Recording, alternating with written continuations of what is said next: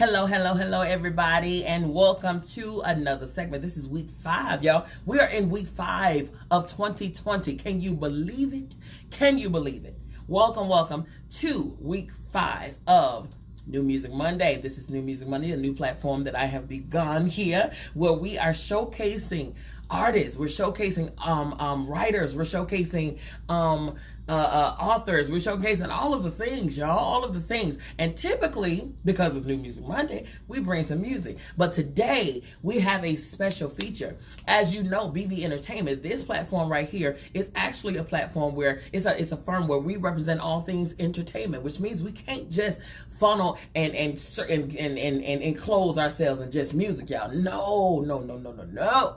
We have got to show the good stuff, all of the other good things. Hello, Pam. Hello, everybody. Come on in.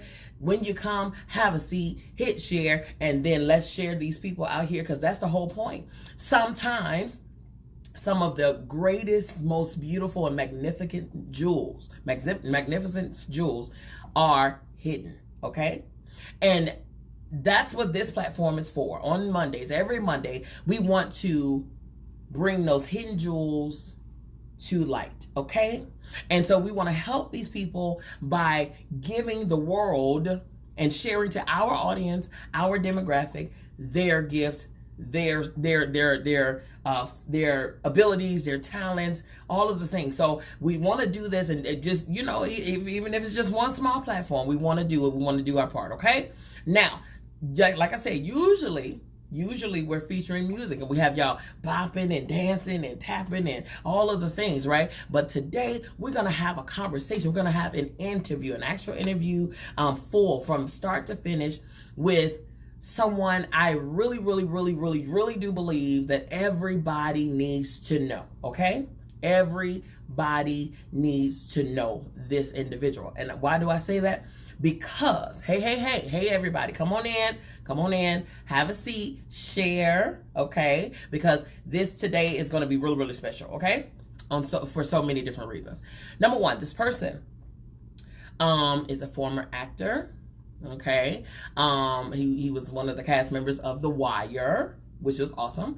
He actually was on Russell Simmons' Deaf Poetry Jam. He's a writer, he's an author. He's a screenwriter. He's a playwright. He is a motivator. He is a mentor. He is, he's an advocate for prison reform. He's a philanthropist. He's a black man. Hello, rooting for all things black. He's just awesome. He's a father. He thinks he's funny.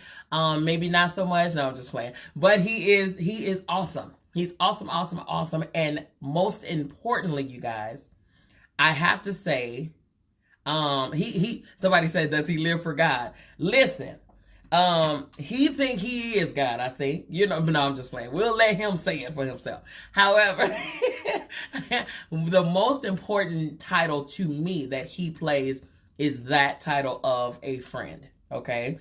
I have known this guy for nearly 20 years. Jesus Christ.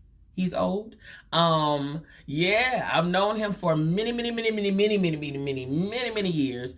And he has been a friend. He has been an advocate. He's been a supporter. He's been advice at times. He's been a thorn in my side. He's been all of the things. And also, you guys, he has been, he was a host to the radio show that I was a co-host for, the Lamont Carey show. So, without further ado, because I think I have tooted his horn quite a bit, okay, and I'm done, okay? I ain't got no more tooting in me, okay? So he can toot the rest of it for himself, all right? Without further ado, I would love the honor and the privilege to introduce to you all the one and only phenomenon that is known as Lamont Carey. Lamont Carey.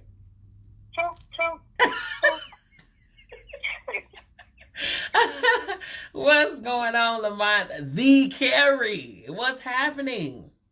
Hey man, what's up? What's happening? Huh? I said, how y'all doing? He said, how y'all doing? How y'all doing? Y'all go ahead and share. So, because before we get into this is going to be a very, very, very special interview. I have never interviewed Lamont. Lamont, have I ever interviewed you? I've never interviewed this man. So this is going to be interesting, you guys. This is going to be interesting. Okay. All right. So Lamont. Okay. Thank you all for the shares. Okay. So Lamont Carey. What is Lamont Carey? Introduce yourself to the world. Who is and what is Lamont Carey? Yeah. Who, what, who, where, when. Tell the people, introduce who you are. Tell the people who is Lamont Carey. Well, I guess it's who I am. I am a black man. Okay. Born in Washington, D.C. All right. Raised in prison. Okay. I am an artist.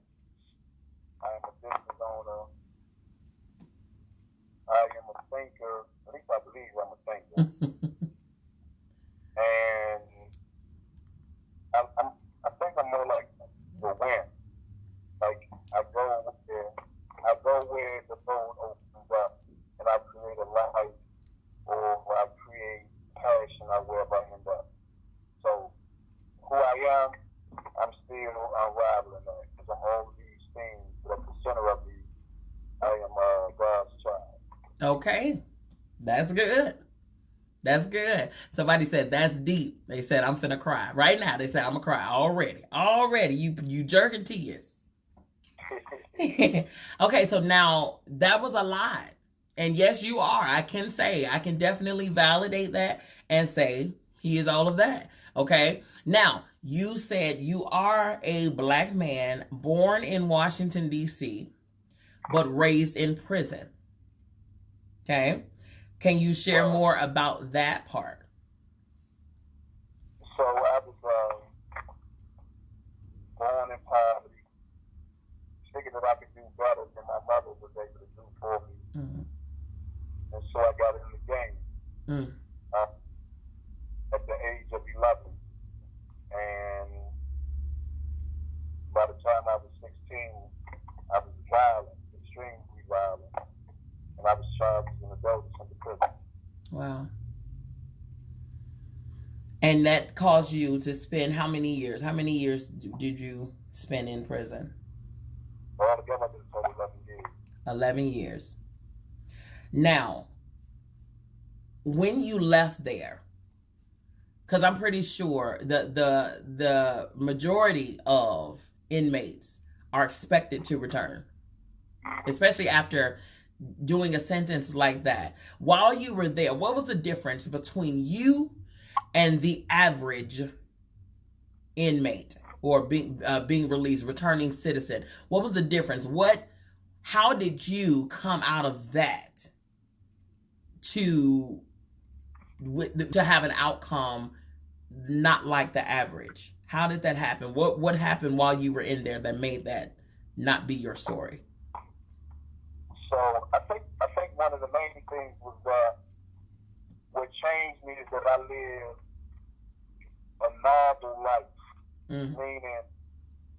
Meaning the street codes where I thought all the loyalty and all that stuff was didn't exist.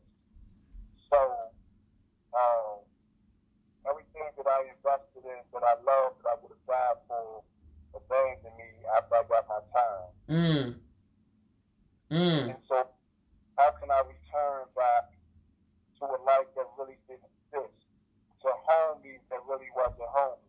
To love that didn't really love me back. So you got to make a decision. But before I was able to make that decision, I had to come to terms where that's what was really happening. You couldn't justify or make excuses for them or make excuses for myself. So I had to figure out, I had to start doing self-assessment. Yeah. And figure out who Lamont Carey was, because I had been this character that I created. So I was that in order to move on with my life. But that character that I created had a pretty decent life, reputation, and all that. So I had to be willing to walk away from that. But it was easy to walk away from, because if I learned anything from it, is that I will always survive regardless of what circumstances that I end up in. I'm used to being uncomfortable. And I make comfort out of uncomfortable. So what changed me is that the loyalty that the streets offered didn't exist. Wow. Let me dive into that for 1 second, because that's a misconception. That is the misconception that the youth of today, matter of fact, period, when you have those type of organizations, okay, in the streets, they feel that, you know, they will abandon their family, their friends, their like real, you know what I'm saying, family friends, to go and be with these organizations, this brotherhood, this ride or die loyalty, all of this and that and the third, you know what I'm saying? We got us, we all we got type of stuff. And then to turn around and catch a bid, and then those very people that you just, like you just said, you would die for before, you vowed loyalty to, those very people were nowhere around when it came down, when you needed them. How likely, huh? How likely do you think that is right now? Like, where do you believe that is the scope of it in of those entities or whatever the case? Or do you believe that there are some people, you know, it could be some loyalty somewhere, whatever the case, but overall, do you believe that that's been the case in your experience? Nah, I mean, what's really the case is trauma. Got it. Right? Kids suffer trauma. And I wasn't no different from them. And so the kids that I gravitated towards, kids that had a childhood like mine. Yeah. Right? Mother Gotcha. Drinking, one of the parents using drugs, you in poverty, you ain't no food really in there.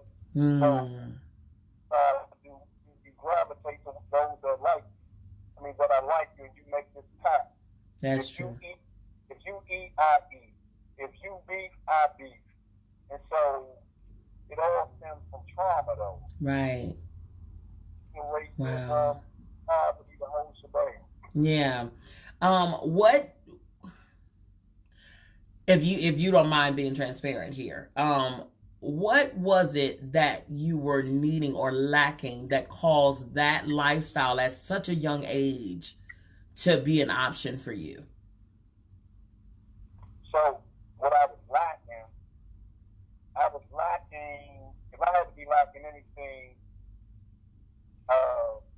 there wasn't, I mean, poverty was a big factor, right? Okay. And there was nobody that was pouring into me to expand what I thought my life can entail. Gotcha. My main motivator is that I didn't want to die in poverty. That I didn't want to be an alcoholic, that I didn't want to be a junkie. And so drug dealing was the light. Right. But there was somebody in there to say, hey, youngster. I mean, there were people probably there, but their voice wasn't loud enough, or they wasn't strong enough to influence me. Right. But the drug dealer was. And the only reason why the drug dealer was appealing to me, because they were from my neighborhood. Gotcha. And in my eyes, they were making a living because they moved out. Gotcha. And so it was easier for me to poison my community when I don't want to be them. Right. Right. Man, that's deep. That is deep. So now, coming from that, growing from that, learning from that, when all of that was your motivation that led you into prison, doing 11 years, while you were in prison, what did you do different to ensure that your story would not be the average? What was your actions inside of the prison system?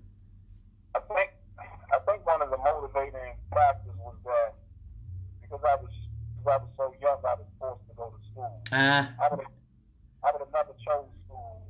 If I had been 21, we probably wouldn't be on this phone. Really? Right. But because they made me go to school, and I got the GED, because I dropped out of school, I stayed back twice, and they put me in special ed, all that. I'm fighting on the schoolyard, all that kind of stuff. Wow. And so when they put me in the GED program, and I was one of the third high score or something, that was my first win, like real legitimate win. Everything else I obtained for the most part was through illegal means, but that was my first mainstream win, and that told me that I was smarter than they said I was. That's right. Right? Yeah. And that made me thirst for knowledge. And so I started reading more books. I started trying to figure out what the world was like. And so books opened the world to me. Like when I left in prison, I would go get a travel magazine and read the travel magazine and pick out what restaurant I would go to, what airline I would get on. Yeah. So I would put myself outside of the prison wall. Right. Right. And that was your motivation to get out there and stay out there. Right. It showed me something that nobody in my community could show me. That's good. Wow. Ladies and gentlemen, thank you so much for tuning in. You are listening to Lamont Carey. Okay, he is a phenomenon that has a great story, and when I tell you we're just at the surface. We have not even begun. That was his beginning, but boy, when we get to his right now, it's going to blow your mind. So everybody that's here, thank you so much for tuning in. We need you to share, because again, this platform right here is the purpose of it is for us to help get the word out from these people that need our different demographic. They need our audiences. They need it. Okay. Somebody says you have an amazing life ahead of you. Oh yes. Listen, Mary Jane said you got an amazing life ahead of you. And then somebody else said, this is better than TV. Then they said, oh wait, you are on TV. Yes, I am on TV. Roku TV. Yes, I am. Okay. Listen, somebody else says victory record from pain into praise. Come on here. I hear you. Okay. So Lamont, okay. So when you were behind bars, you learned some things. Like you said, your motivation was to learn, to read and all of those things. What are some things that you actually learned and developed while you were there? So let me say this, right? Yes. If I could impart anything on your listeners, right? Mm-hmm. One of the biggest, most traumatic things that you can teach your child or teach your son is that boys don't cry. Right. Right? Right. Sometimes I still hear parents now like, you a big boy. You my little big man. You my this. Right? Right. So it teaches boys to smother. Mm-hmm. And then we become men that you say don't communicate with you. Yes. Refusing. But if you don't allow a boy to cry and to be a boy, then he only starts displaying anger. Yeah. Because he thought that he can't be vulnerable. Yeah. And I know, and the other thing is, say, my son is my husband, my son is my man, don't do that. Yeah. Then you wonder why when you do start dating a dude, your son don't get along with him. Because now your son done been claim territory because you told him, right, this is my little man. Right. This is my, but your sons try to take care of you, try to protect you. And so just allow your sons to be humans, allow them to cry, teach them their place, but also teach them that the sky is the limit. I agree 100%. Somebody says, I have my son listening to this right now. Good. Very good. Okay, so now, and that was a great message. You guys, if you didn't hear that, you need to play this back and hear it again, okay? For real. That was really good. Okay, so now the question was, what are some things that you learned while in there? You learned, you were advocating for books, you gravitated towards the books and the travel magazines and things like that. So you picked up some things, you learned some things. What were some things that you gained in there? Some trades and abilities. So one of the things I learned after the GED I got in college. Okay. And I was taking business management. And the thing that I learned that when I was a drug dealer, that I was actually running the business. I used to say I was a businessman when I was a drug dealer, but to be reading the books and we're talking about supply and demand, distribution, marketing, I'm like, know that, because I learned that from the street. Yep. And what it taught me is that all I had to do to be legit versus illegal was to change my product and my service. Yep. So today I have slogan T-shirts and all of those stuff that says, keep your hustle, but change your product. That's right. So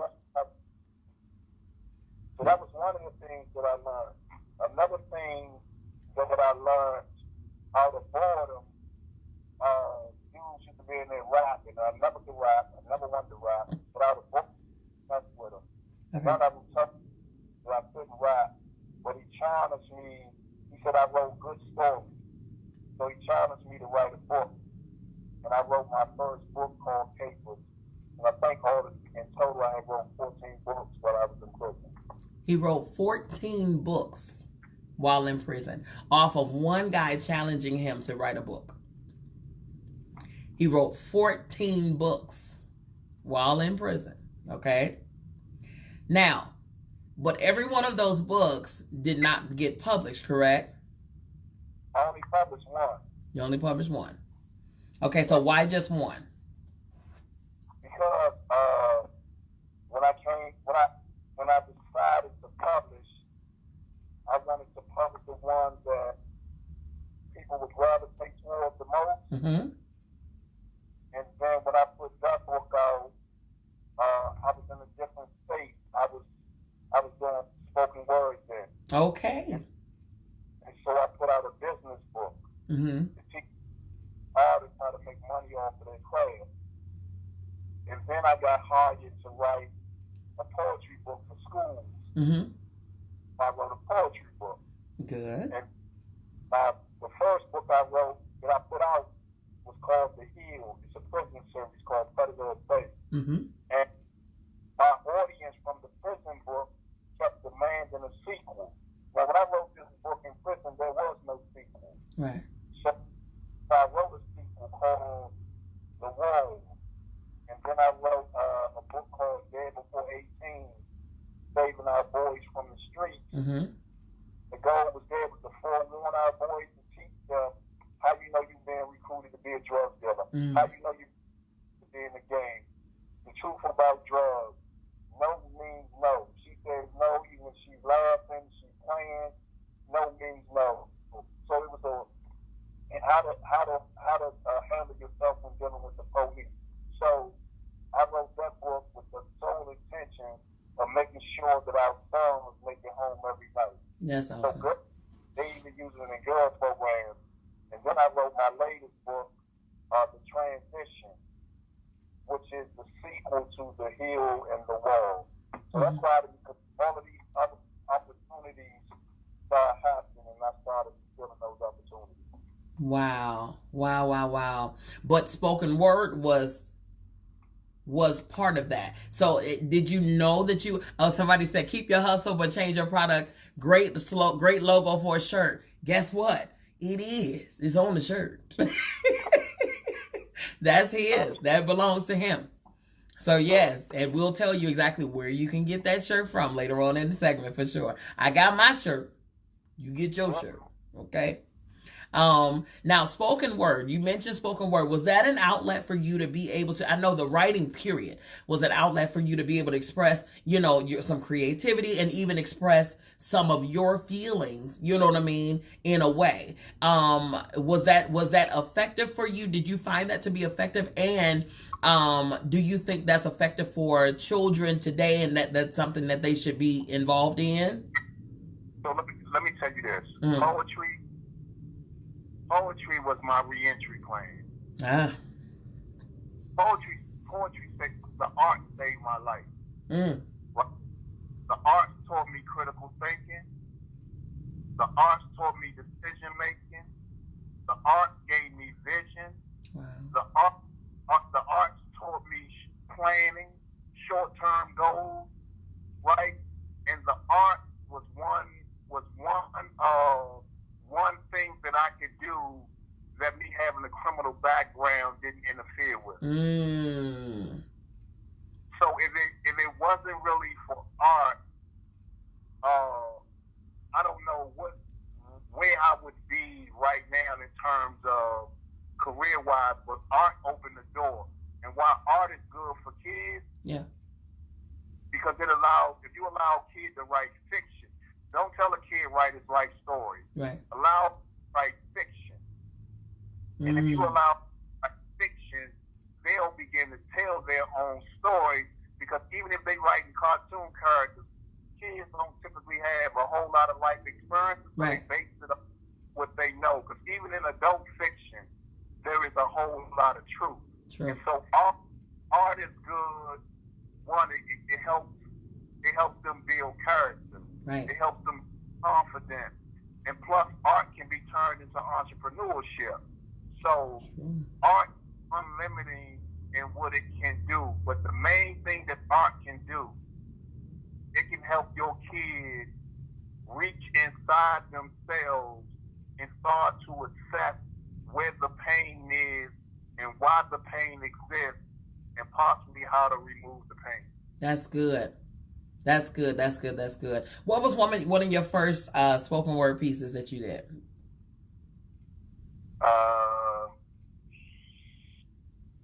I Hate This Place, I think, was the first one. I Hate This Place. I Hate This Place. Okay. Would you be willing to give the listening audience a piece of I Hate This Place? Yeah, I give him a piece. Okay.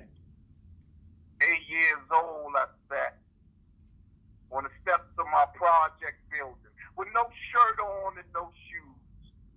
3 steps beneath me, that John the old wino.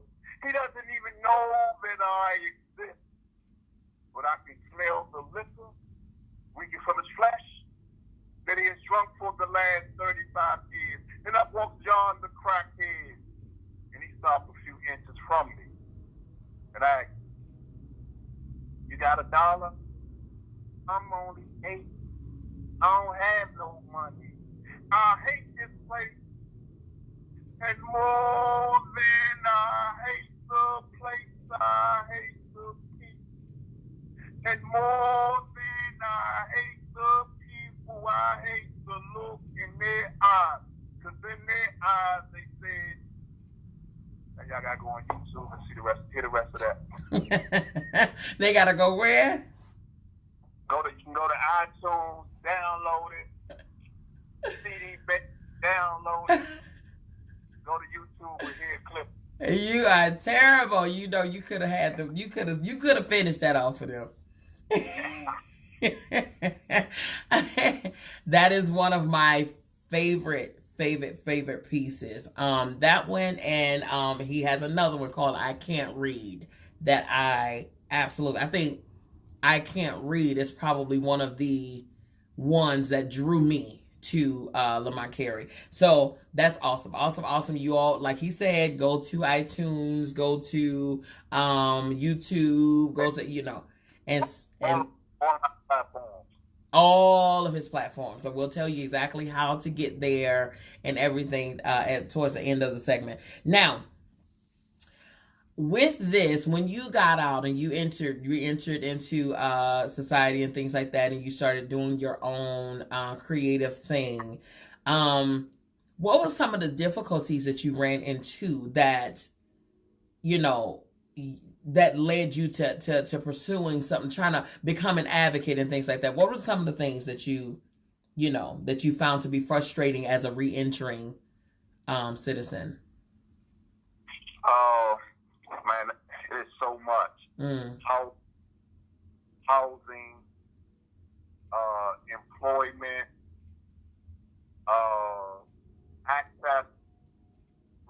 social services.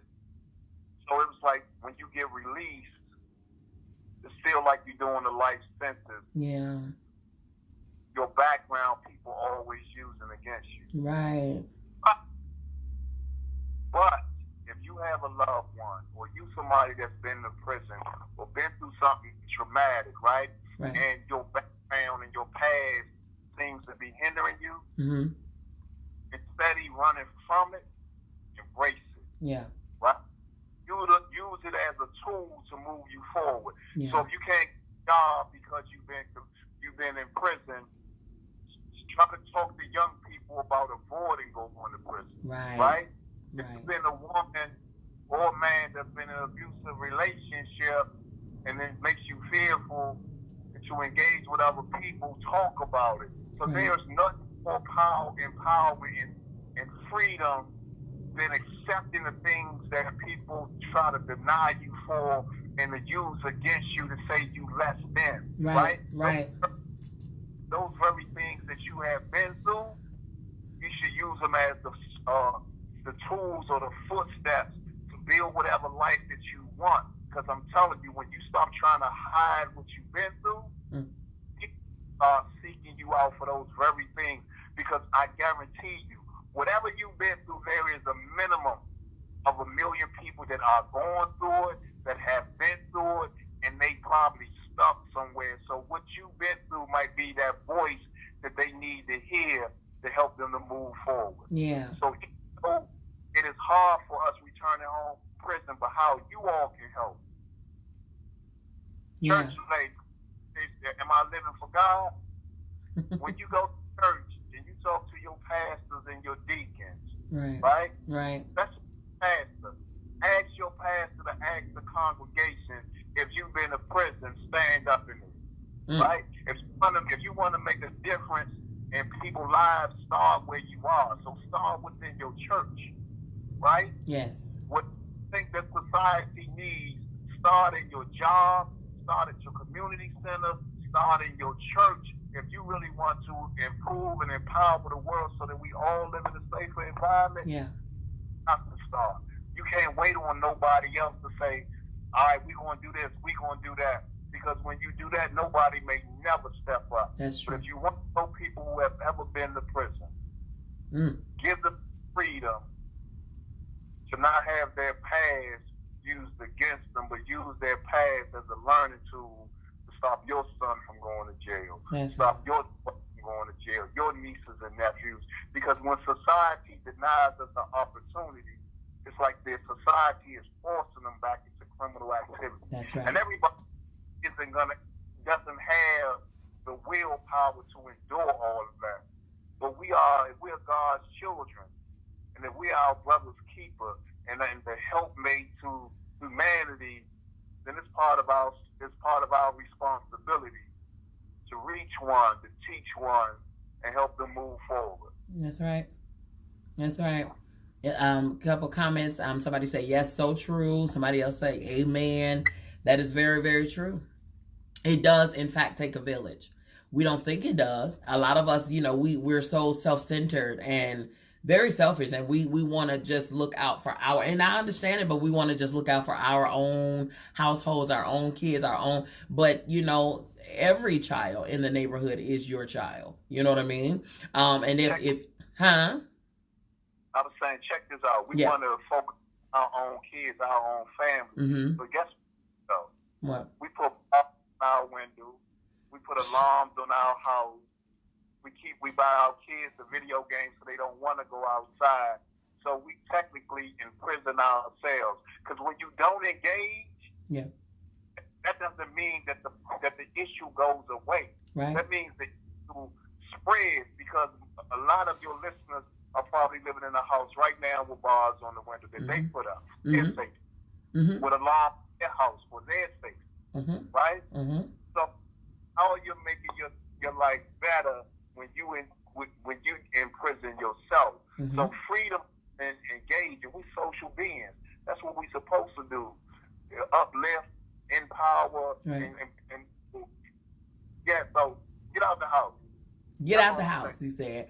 Get out of the house. And Be an advocate in your communities. Like you said, start where you are. You don't have to be Martin Luther King Jr. You know what I mean? Be Martin at your job. You know what I'm saying? Be Martin on your block. Do your part. Whatever you have access to, do your part. And that is definitely what Lamont does on a regular basis. Lamont, you when you came home and when you were a returning citizen, you got back into the fold of society.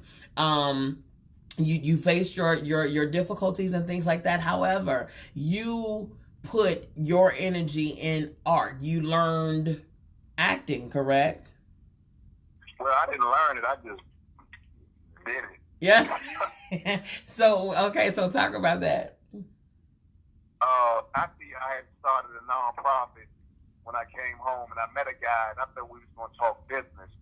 And he just so happened, we did talk business, but I was wondering what all these people was doing that was behind me. He told me he had a theater troupe, and he wanted me to try something. And so I had this thing called statues, everybody touching each other, not moving, and one by one, you break off and you create a scene, and you pop, right? I had been playing a gangster all my life, so acting must have been a part of that, right? Right. And the next thing you know, I was in plays. Then I was doing scenes that I was creating by myself, and I was in this one play, and that's when I got approached by a producer from The Wire. Asked me would I be interested in coming on to the show. So I go on, I do some appearances, and then I'm like, hold up, I know people that look like these people. Yeah. Because the shit is Baltimore, but I'm from D.C., and I know so many people that look like these drug dealers. So I worked it out with them that I can do some casting, right? Yeah. And I ended up putting on 260 people on the show. Wow. And then when all people was mourning they had lost a loved one. So I wrote this show called Lords of the Street, and I casted 42 people in my show. And so we've been filming all over D.C., and then I get a call because the news article on the show, then the Kennedy Center called me and asked me, can I adapt it to stage?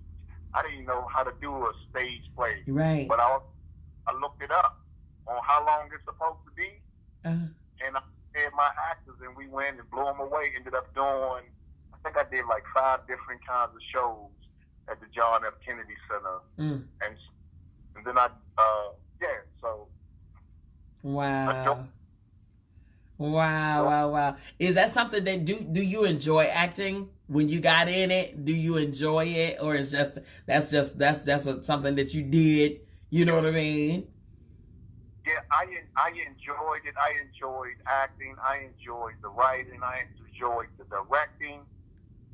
But I always, it's hard to deal with actors and actresses. You always gonna get a diva.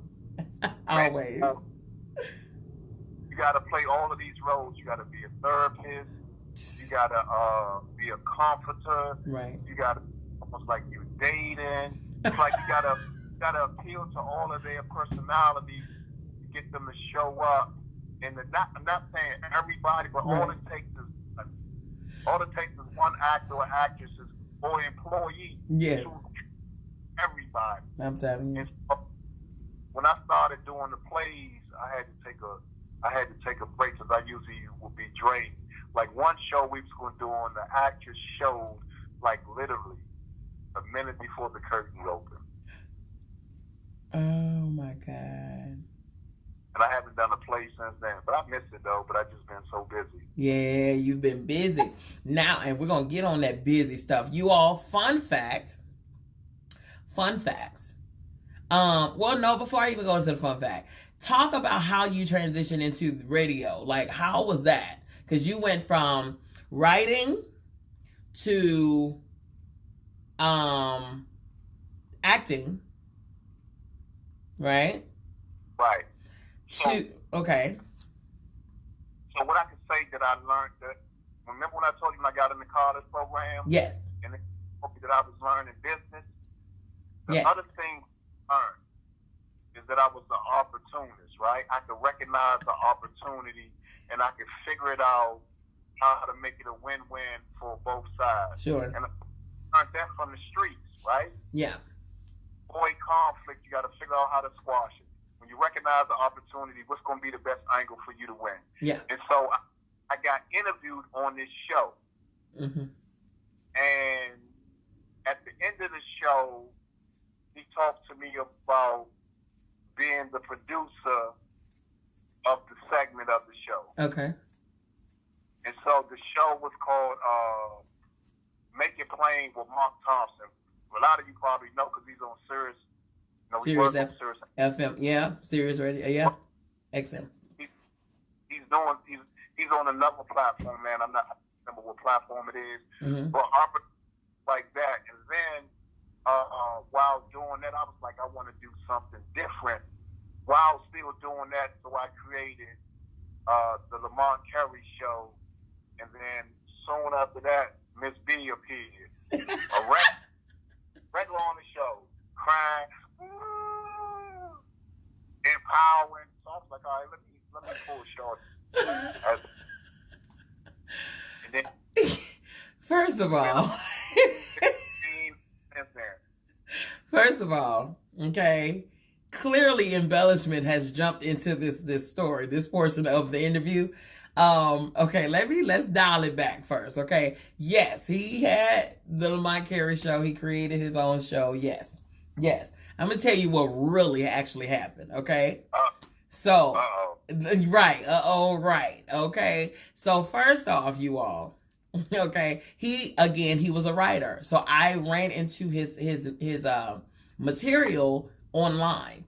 So I ordered a book from him. One of his books. That shall remain nameless because of him. So I ordered a book, which is actually my favorite of his books. How many books do you have, Lamont? Out. Without that, 6. Without that one, 6. See, you see what I'm saying? He just be Xing my favorite, right? But anyway. So, and with that came a headshot of him. Like I was trying to see a bigger version of his head. I don't know. And with his signature and a little inscription or whatever the case. So, and I was a fan. I followed, I supported and stuff like that. So, I don't know how the communication began. I honestly do not know how. It's been so long. But he contacted me one day and said, hey, I need your help. You know what I'm saying? I need you to help me on my show because, my current co-host, she can't come in or whatever, so I need you to fill in for today. And I was like, okay, cool. Now, mind you guys, I'm in Chicago. He's in D.C. So he showed me how to kind of tap in, how to backdoor the system and be able to, answer calls, mute calls, blah, blah, blah, all of the stuff. So how to produce the show. And so I was like, okay, cool. My first time ever doing this, okay? Ever. So I'm freaking nervous. I'm bananas going crazy, right? This man, we started the show, everything was going good. Do you remember this, Lamont? I'm listening. Do you remember it though? Yeah, cause stormy weather. It was the host of the show. It was the internet, so I could move around. Yeah. And I think on travel, I think I'm out of state, and so I couldn't control the board and couldn't control that stuff and do the show. So I was like, what about MzBee? She always got these great comments, always taking over the show anyway. Shut up. Now, I do not take over the show. First of all, I can't help that I'm fabulous, okay? I can't help it, all right? But anyway. So he had me to get guest co-host on the show that particular day. And we're in the show, going good. Next thing you know, now I see the board, I see the phone numbers, I see everybody. Next thing you know, Lamont fades to black, right? He just disappears. Mind you all, I was already like having a whole panic attack before we even started, okay? He disappears. And with me having entertainment background, okay, I knew how to kind of improvise. I was like, you know, what's up, everybody? It's your girl, MzBee, blah, blah, blah, blah, blah, blah. You know what I mean? This, and then the third. And then I had to remember what my name was, because Lamont Carey, this is a fun fact, Lamont Carey is the one that created the name MzBee, okay?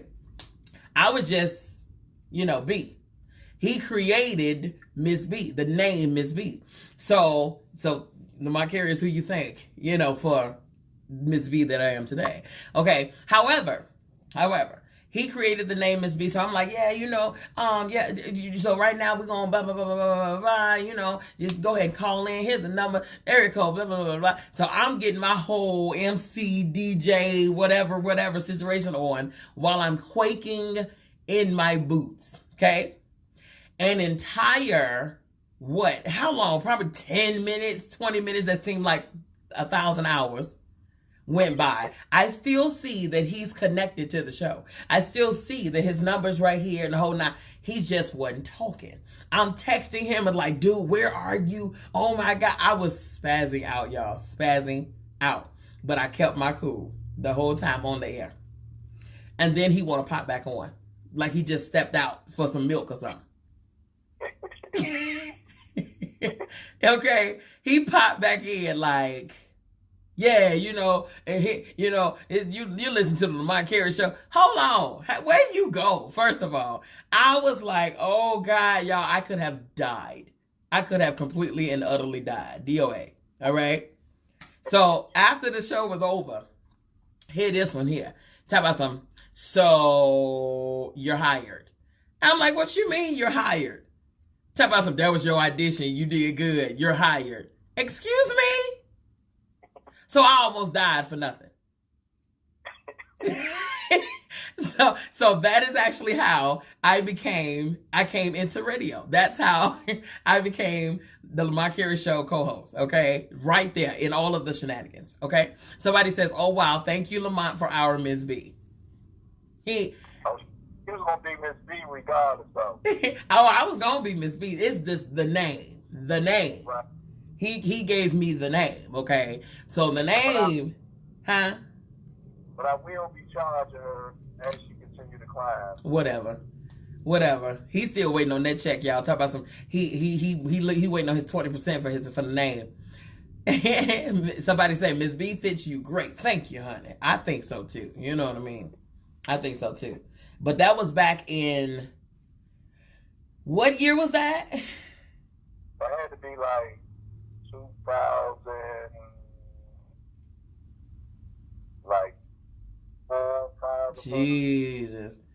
And I love you all more. Yes, ma'am. Yes, ma'am. So that was fun. That was a long time ago, y'all. Like a very, very long time ago. And I have been MzBee since. And on all platforms, I've been MzBee since. Matter of fact, I had a spin-off show from the Lamont Carey Show to my own show where we were voted most listened to, most popular, top rated, putting it down with MzBee and A-Lee, my former co-host, my former co-host.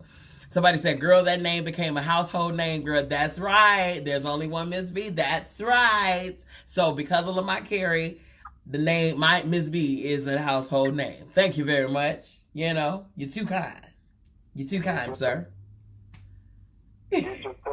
What'd you say?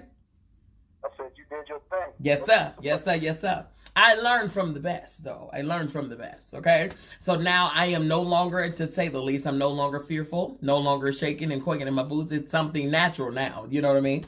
So thank you so much for that start. That was amazing. And yeah, I definitely, I will say we crack jokes and we act crazy, but I will say thank you. I must say thank you for that, because if not for that opportunity, I would not be as comfortable, as fluid, as, natural in this entity as I am today. So thank you so much for that. For real. What'd you say? I think you was going to be there anyway, though. I mean, but I think it was just in the stars, honestly. I really do believe that it was just it was divinely connected, honestly and truthfully. Because what you and I have, we do have a genuine friendship. And so from there, and that started off on support. Like, that's how I met you, by supporting you. And so, and really kind of pushing. And for once upon a time, I was his, management, and you know what I'm saying, where the booking gigs for him and all of this and that and the third. Like, it was, we had almost like a partnership there when it came down to the support and the elevation of one another's craft.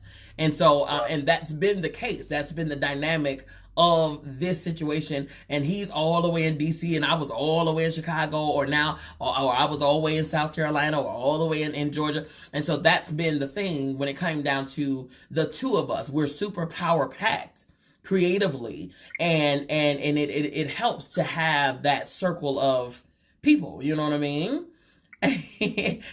So yes, somebody says, yes, God places us where he sees fit. And that's true. That is very true. So I think it was already in the cards to happen. Same thing with you. It was already in the cards to happen. However, if not for the both of us in each other's path, it would not have happened.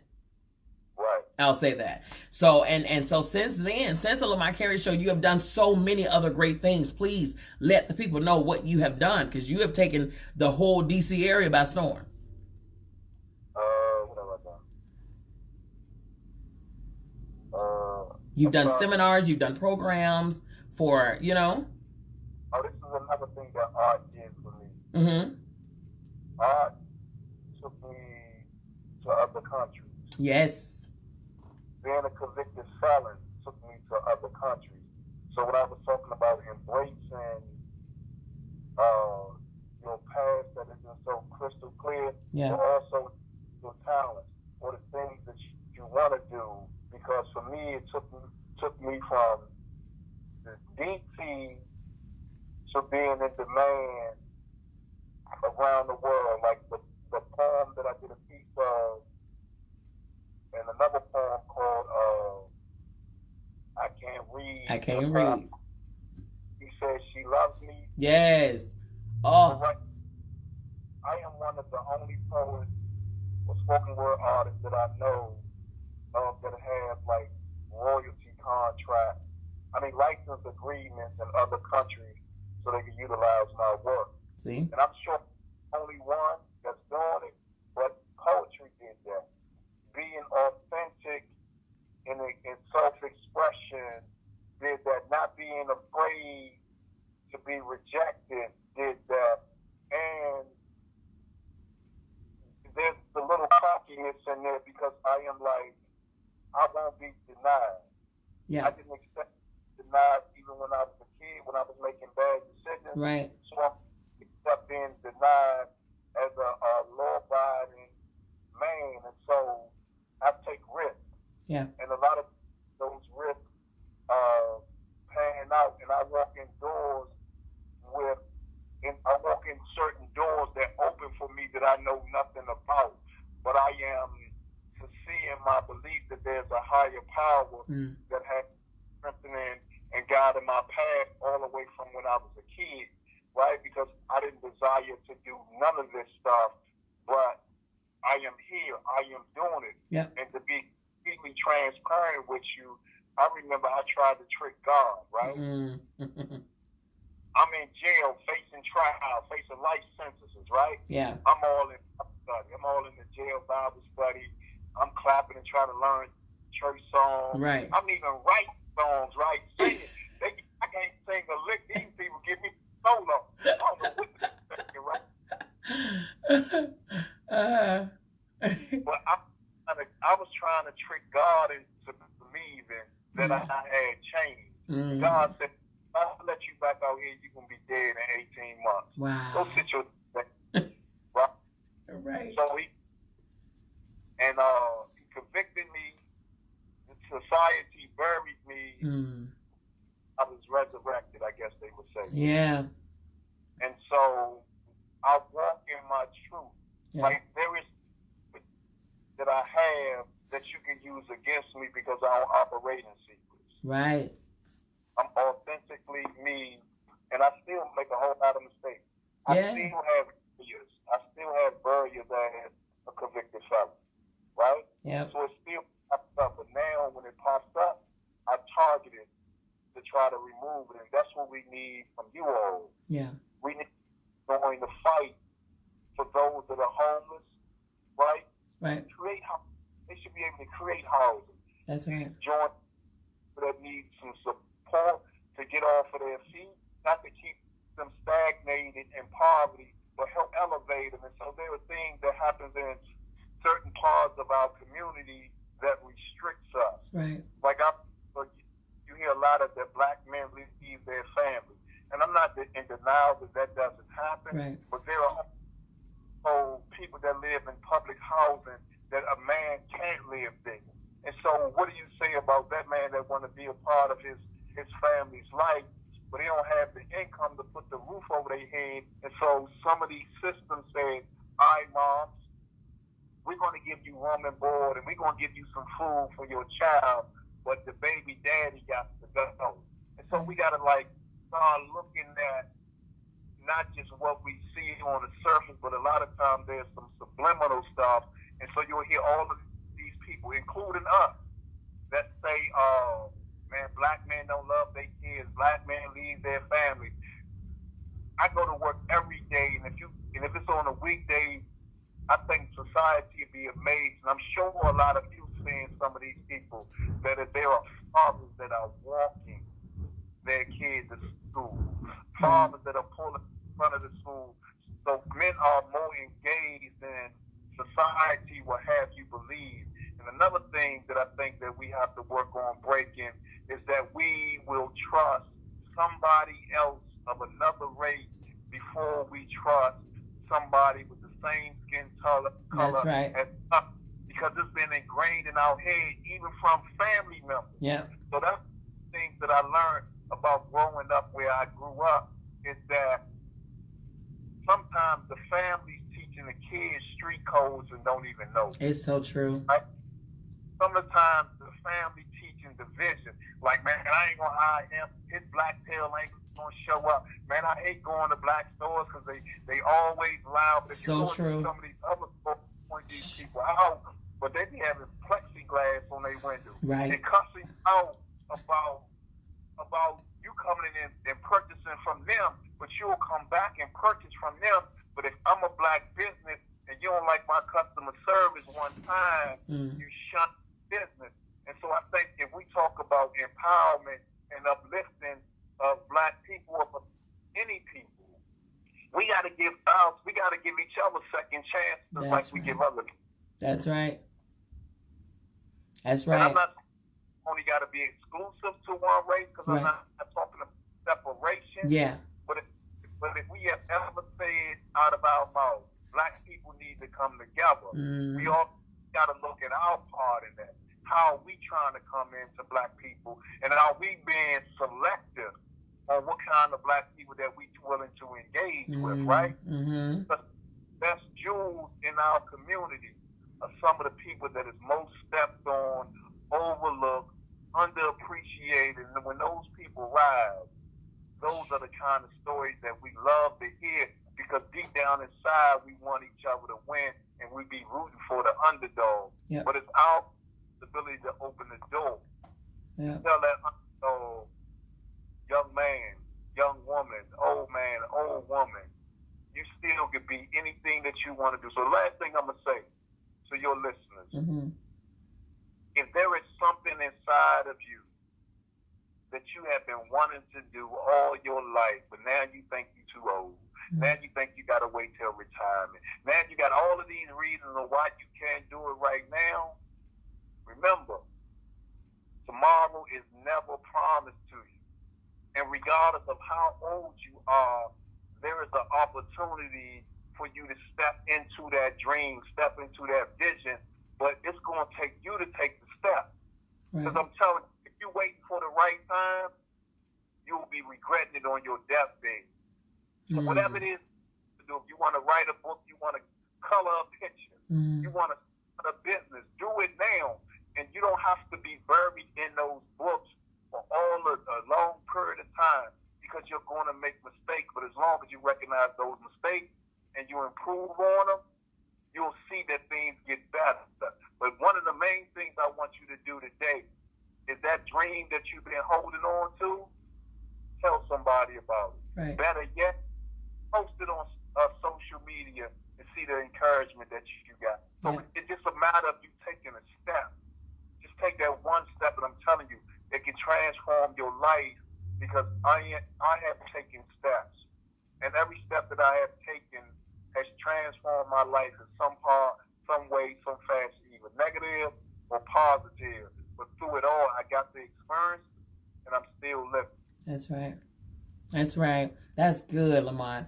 Now, I want you to do two things. Number one, I want you to tell the people where they can follow you, where they can purchase your books, your merchandise, all of the things, and how they can contact you for bookings and stuff like that. And then I want you to close us out with a piece of your choice. I have my favorites, but a full piece, Lamont, now, not a snippet. All right. So everywhere you can follow me at, or get in touch with me, website and everything, is at LamontCarey.com. So that's LamontCarey.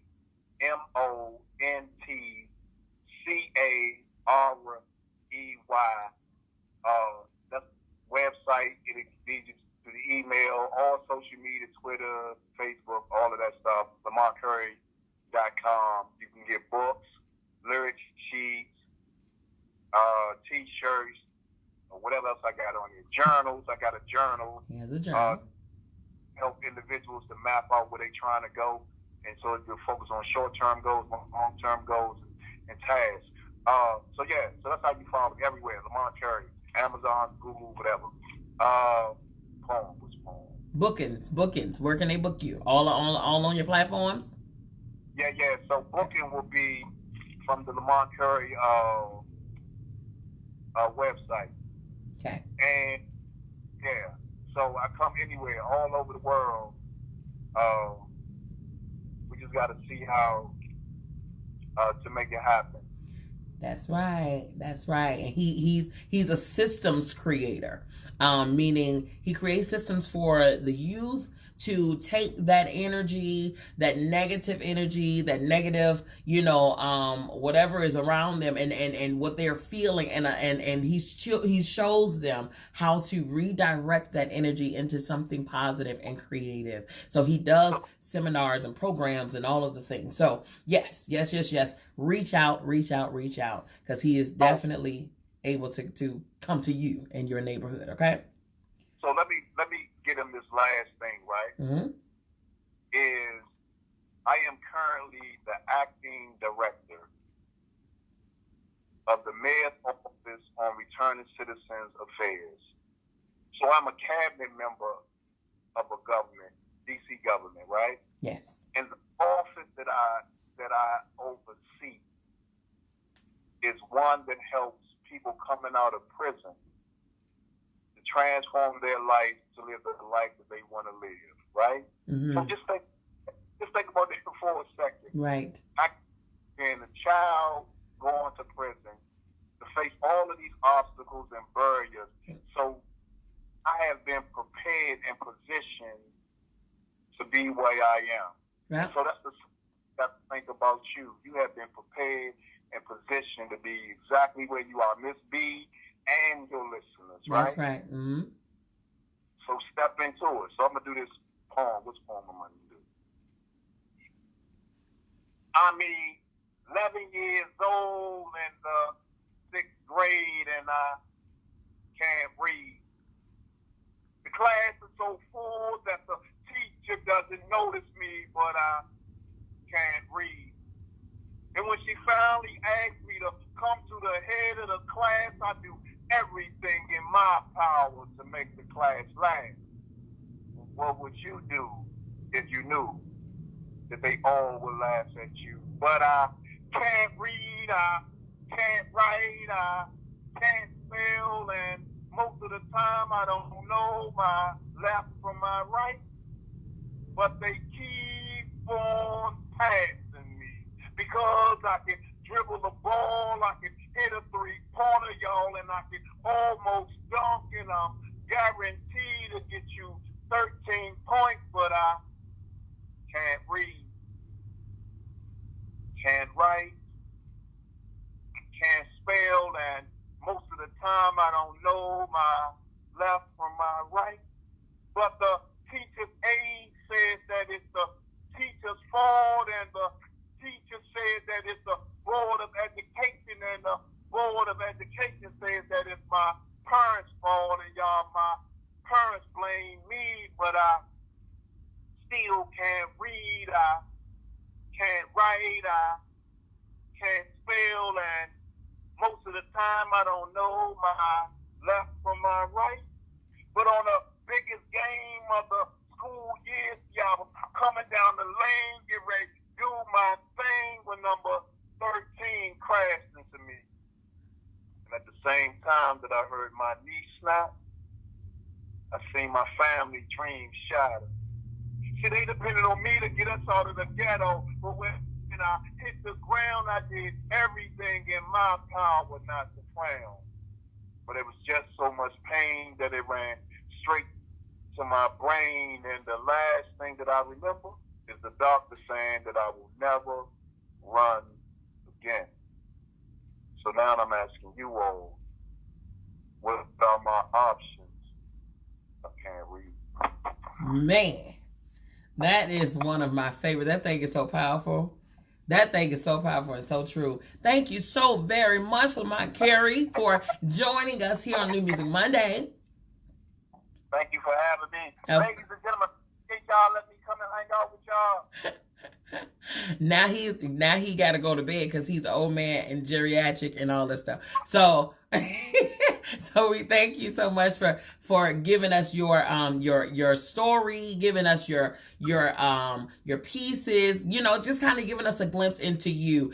People are saying I love it. Yes, so powerful, wonderful, phenomenal, all of the things. So thank you so very much again. Lamont Carey, you are awesome. Thank you, and I respond. Reach out to me, ladies and gentlemen. He responds. Thank you.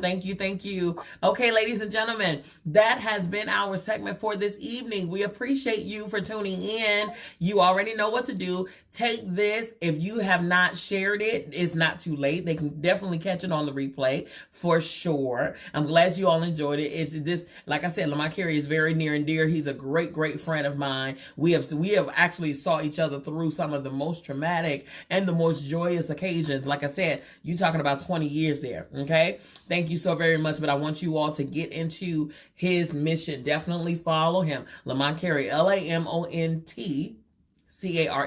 Okay. Right here on Facebook, on Instagram, on Twitter. Follow him. Okay. He definitely doing great things, especially for the DC area, The story is amazing. That's how he reaches so many people. You come from a child on the streets doing street things, landed yourself in prison, did 11 years, and look, acting director of the mayor's office for inmate and prison affairs.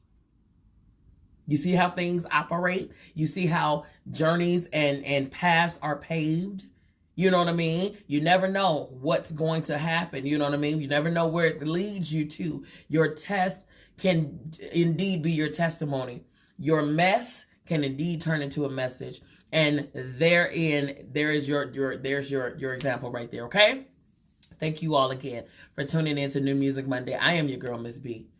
Okay? I love you. I mean it. Don't forget to tune in tomorrow. Beauty by MzBee Salon Studios. We are over on that page. We're doing midday makeover with Beauty by MzBee. We actually have some great things to unveil. We have a PR pack from the beautiful company called Glam Light. They have a new release.